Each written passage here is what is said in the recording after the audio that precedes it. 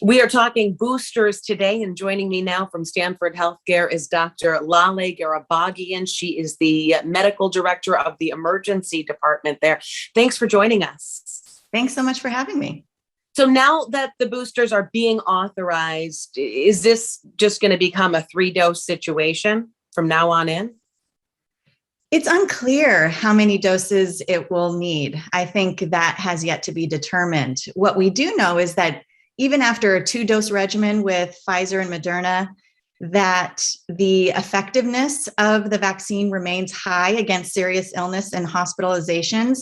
However, we're seeing growing evidence that immunity is starting to wane at the 6-month period, such that the vaccinated population, instead of being prevented from infection at all, they are likely to get COVID, to have mild symptoms. We are still seeing the vast majority of people who are hospitalized are those who are unvaccinated. And so boosters are now here, which is very exciting, to optimize all of our immunity and effectiveness, especially given the holidays coming up that have been shown last year to have one of our highest peaks in COVID surge. So once people have gotten their boosters, is it a free-for-all again? Can we go indoors and do whatever we want? Not yet. We still have to follow the CDC guidelines because there's still that infectious variant of Delta around. And we still have our kids that are largely not vaccinated yet. And we have too high of a population that are unvaccinated in order to be able to control the spread. So the goal is still to control that spread. So still wash your hands, still socially distance, but know that you are even better protected and you can rest clear with that. Okay, say somebody got a booster shot today. Any idea at this point in how long we would be protected? You know, the data is very limited there, and I think that has yet to be determined.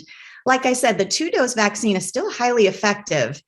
However, it might be, and it's possible, that the longer interval between doses from the 2nd dose to the 3rd dose may increase the number of months that our immunity is highly impacted by these viruses, but that has yet to be determined.